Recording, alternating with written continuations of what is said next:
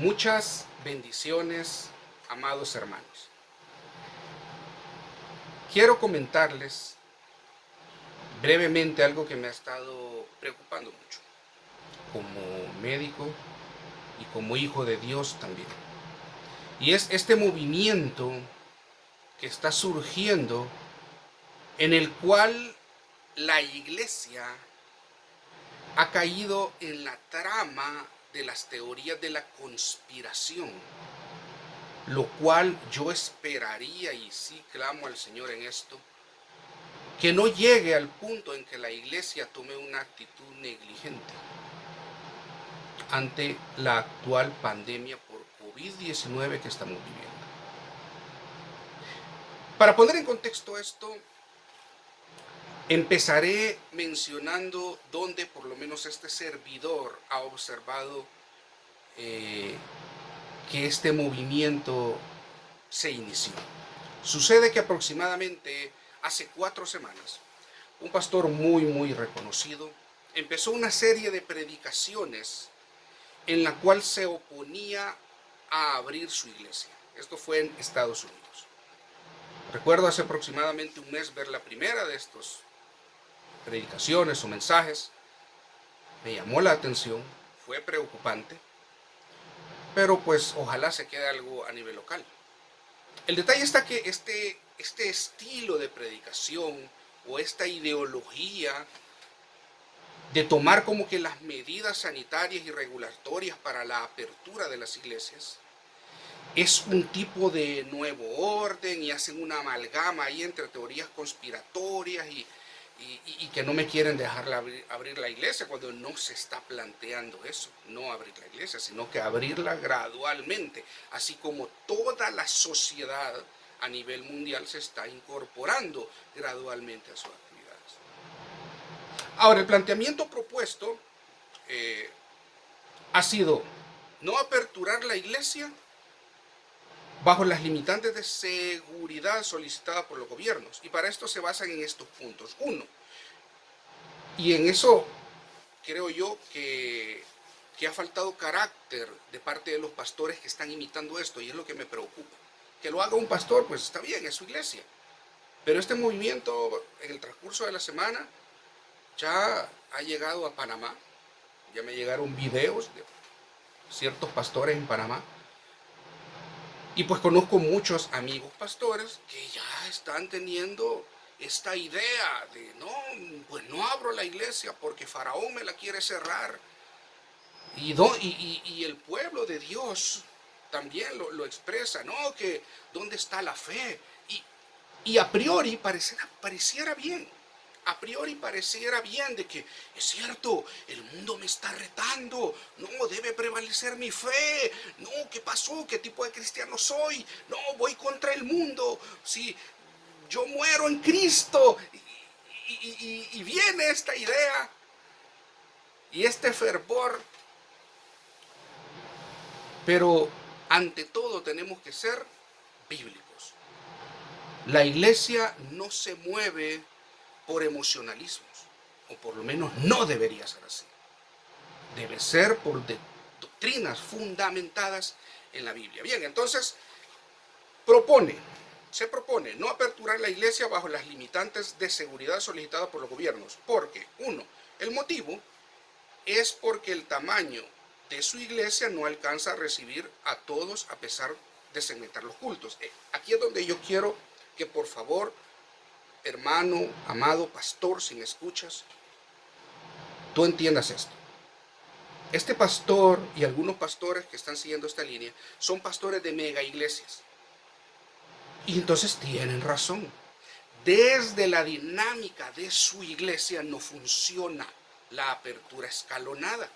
Porque tú tienes 10,000, 15,000 miembros, no te alcanzan. Recordemos que en estos países solo se hace culto domingo.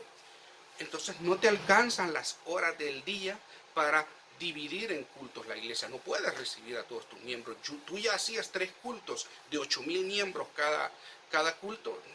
No vas a alcanzar. No se puede.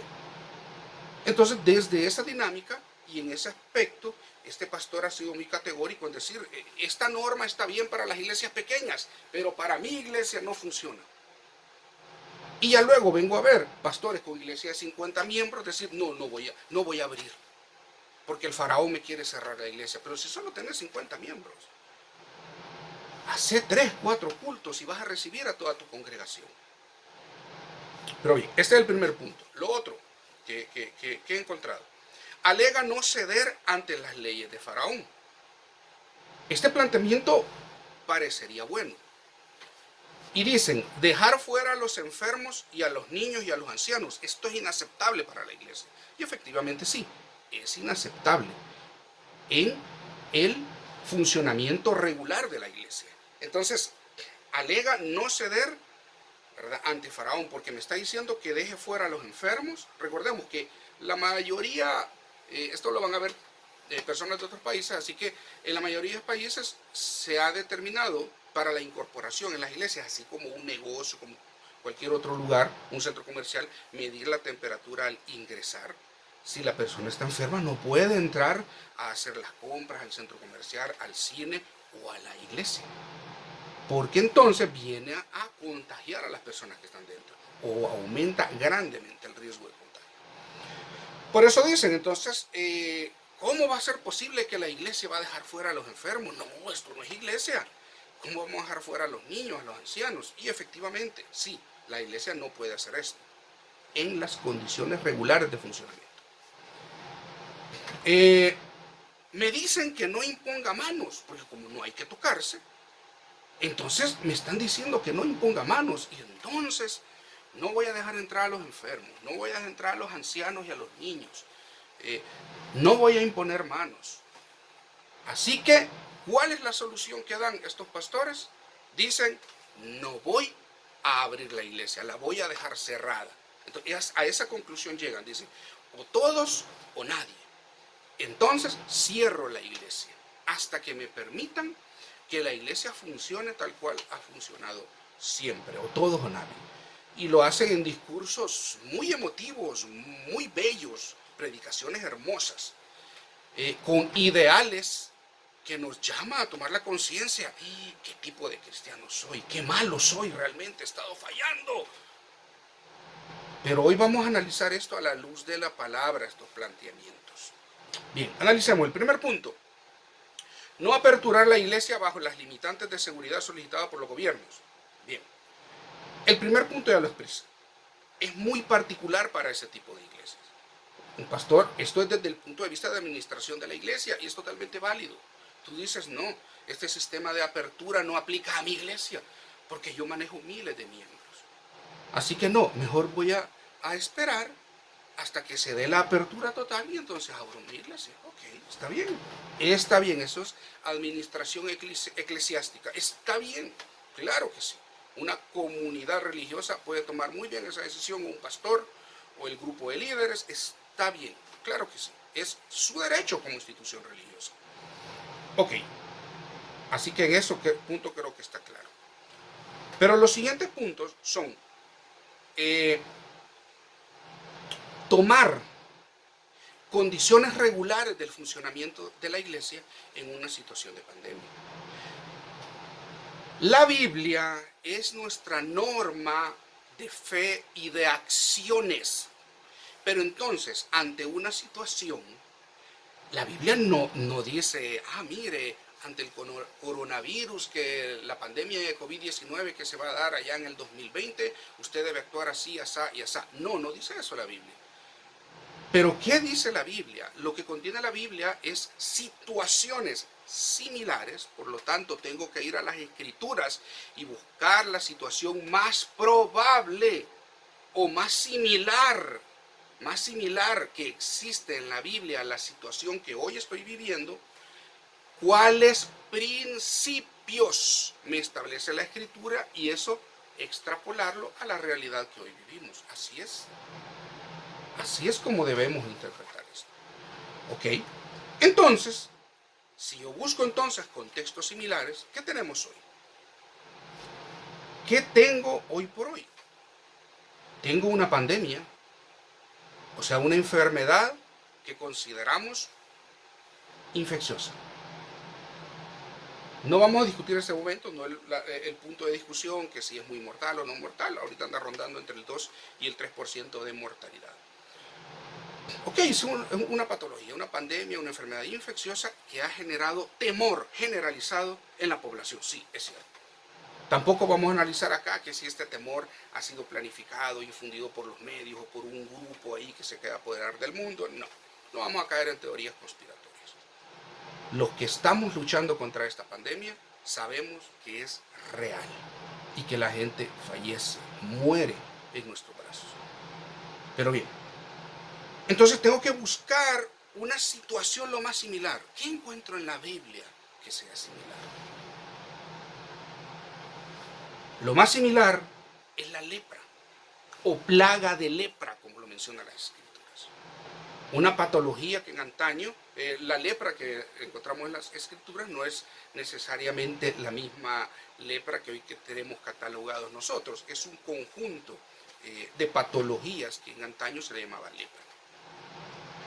Pero había temor por una patología infecciosa, contagiosa, muy similar a lo que actualmente. Esta es la situación más similar. Entonces, ¿qué encontramos? ¿Qué principios me dice la Biblia ante una situación lo más similar posible a la que vivimos? Yo no puedo tomar el funcionamiento regular de la iglesia a un caso especial. No, usted tome el funcionamiento regular de la iglesia a condiciones regulares de funcionamiento, tanto en el pasado como en el presente. Una situación especial, entonces se compara en el pasado con una situación especial en el presente. ¿Ok? Entonces nos vamos y las regulaciones para el pueblo de Dios en ese entonces están en Levítico, capítulo 13 y capítulo 14. Si gusta, ponga pausa a este video, vaya, lea un par de veces el capítulo 13, el capítulo 14, o un par de capítulos antes y después, si quiere, para que vea el contexto. Y luego continuamos. Bien, en Levítico capítulo 13 y 14, vea, tome su Biblia, vaya, lea Levítico 13:1. ¿Qué dice? Habló Jehová a Moisés y a Aarón diciendo. ¿Qué quiero fundamentar aquí? Que esto es palabra de Dios. Que lo que está ahí es Dios dando las normas de cómo va a funcionar el pueblo. Habló Jehová a Moisés y a Aarón diciendo, y empieza a dar las regulaciones.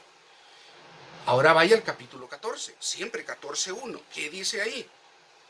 Y habló Jehová a Moisés diciendo, en ambos capítulos nos aclara la escritura que Dios hablando, Dios dando esas regulaciones. No es que Moisés se las inventó, no, es Dios dando, dictando las especificaciones de conducta, comportamiento, cuarentenas, vigilancia de las personas que están infectadas. Nada más que entonces no hablaban como ahora que decimos vigilancia epidemiológica, rastreo de contactos, rastreo de casos, no usan esos términos. Pero es lo que se está haciendo. Bien. ¿Qué encontramos entonces? Veamos. Ahora hablamos de cuarentena, hablamos de distanciamiento social, hablamos de que hay que usar mascarilla, de que no hay que tocarnos entre nosotros. ¿Qué nos dicen las escrituras? En este caso, que es lo más similar que encontramos a una epidemia. Levítico 13:45. Tome su Biblia. Y el leproso en quien hubiere llaga, llevará vestidos rasgados y su cabeza descubierta y embosado. ¿Qué es embosado? Vaya, tome su diccionario. ¿Qué dice la Real Academia Española? Va a encontrar que dice que esbozado es cubierto. Cubierto, esbozado. Nuestros abuelitos utilizaban estas expresiones aún.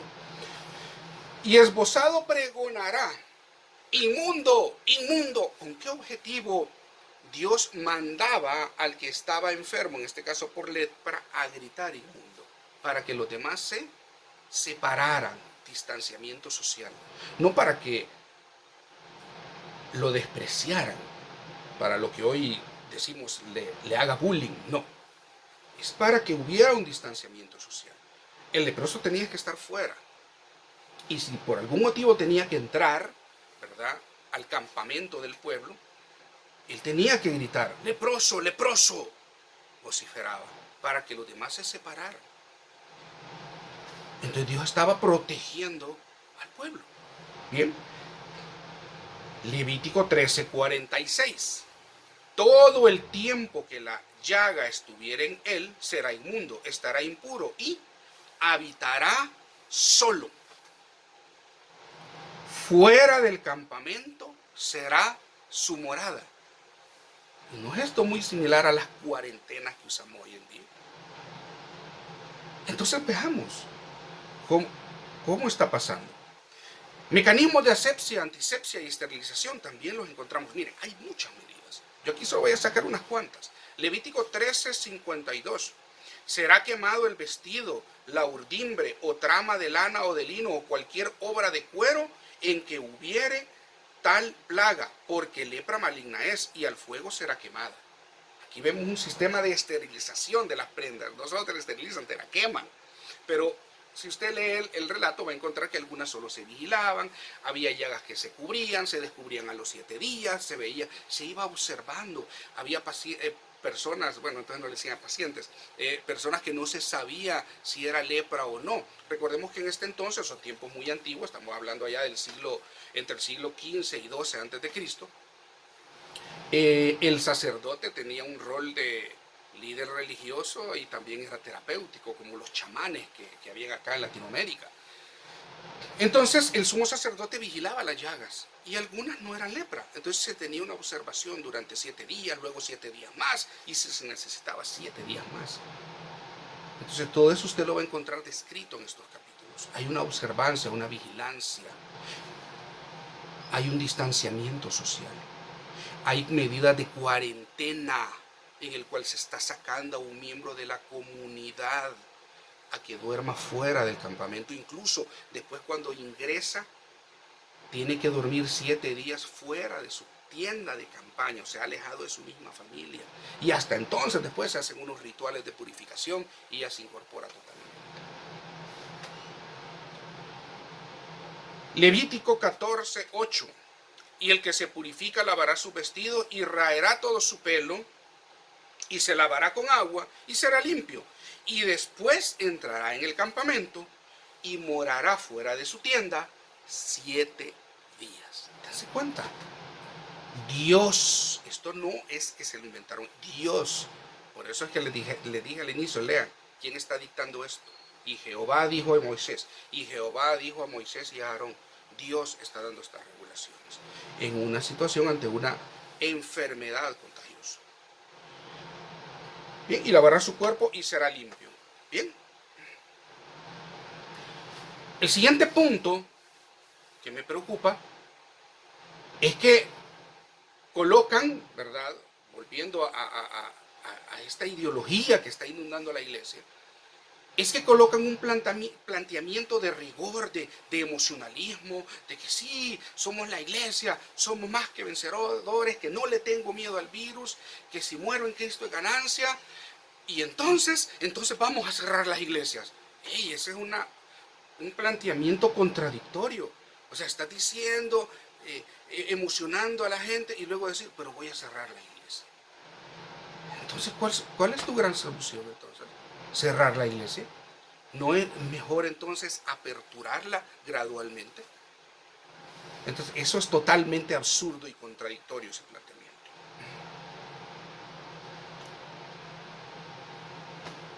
Así que quiero finalizar diciendo esto. Primero, a los que somos pueblo, no caigamos en teorías conspiratorias y amarillistas. Nosotros ya sabemos qué es lo que va a pasar en esta tierra. Está bien que se sorprenda el mundo, el que no conoce la palabra, que no ha leído Daniel, Apocalipsis, pero nosotros, el pueblo de Dios, estar viendo como que, uy, nos sorprendió el mundo. No, nosotros ya sabemos para dónde va este rumbo y sabemos que debemos luchar hasta el final. Y tenemos que tener coherencia en nuestras acciones, sabiduría en los hechos, dejarnos guiar por la escritura y no por un emocionalismo.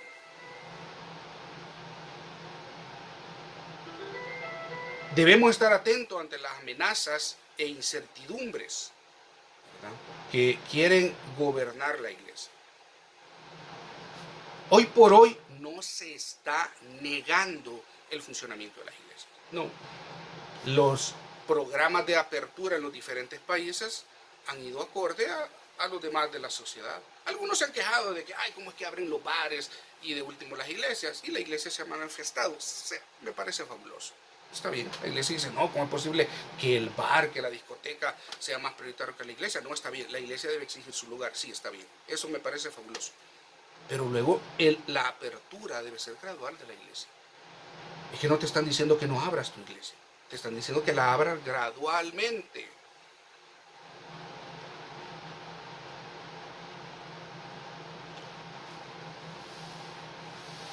Que no hay que demostrar la fe o me están impidiendo imponer manos. Recuerde que todo es según el contexto. Los llamados a imponer manos que vemos en la Escritura nunca es en una situación de pandemia. Nunca, ¿no? En enfermedades comunes. Nunca es en situación de pandemia. En el caso que vemos de una enfermedad altamente contagiosa, que podría ser riesgo epidemiológico para el pueblo de Israel, no vemos llamado a poner en mano. No lo vemos nunca. No hay ninguna parte de las normas para el manejo de la lepra donde vemos que diga, irá el sumo sacerdote y pondrá la mano en la llaga y la apretará. No dice eso. Dice, la va a vigilar, la va a cubrir con un manto limpio, a los 7 días será descubierta si el color es amarillo o el color es negro o el color es de ceniza, y te da las indicaciones a hacer. Que se debe salir, que debe purificarse, que aun cuando ya se considere sano y se le deje ingresar, no va a dormir en la misma tienda de campaña con su familia, debe dormir fuera 7 días. No es un asco, no, es una protección para el pueblo. Y Dios colocó estas reglas. Pastores, finalmente, tu llamado es a cuidar a tu pueblo, a cuidar a tu rebaño. El pastor debe ser responsable por la salud de todos sus miembros y ser sabio y bíblico en decisiones tan importantes. Exponer a los ancianos o miembros en general de su iglesia sería una negligencia, tanto desde el punto de vista terrenal como desde el punto de vista divino. Así que oremos mucho, analicemos mucho, pero no nos dejemos engañar. No nos dejemos engañar por llamados como, es que mire, Daniel, imagine que Daniel se hubiera postrado ante la imagen del rey de Babilonia, ante Nabucodonosor, y hubiera dicho, no me avienten al foso de los leones, o Sadrach, Mesach y Abednego hubieran dicho, no, miren, no me arrojen al horno en llamas. Pero esa no era una epidemia, no era una pandemia, era una acción individual. En eso sí, las acciones individuales, cada uno de nosotros. Yo, mi familia, mi esposa es médico, nos exponemos en el día a día ante esta epidemia, pero es una acción individual. Yo no puedo dar la orden a una comunidad religiosa y decirle, miren hermanos, aquí no le vamos a hacer caso al gobierno, aquí vénganse todos y vamos a estar como antes.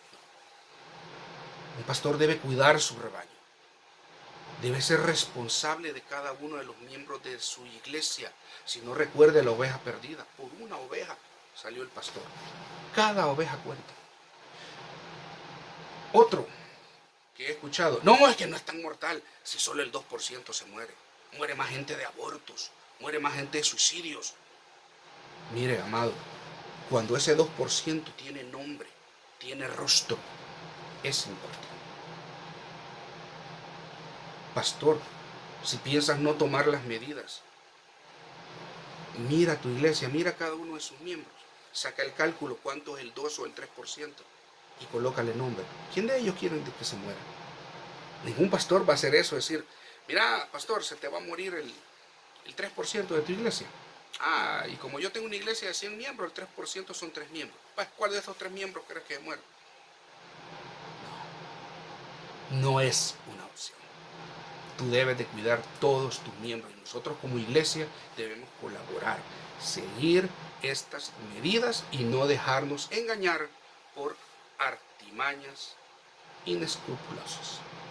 Que el Señor les bendiga mucho.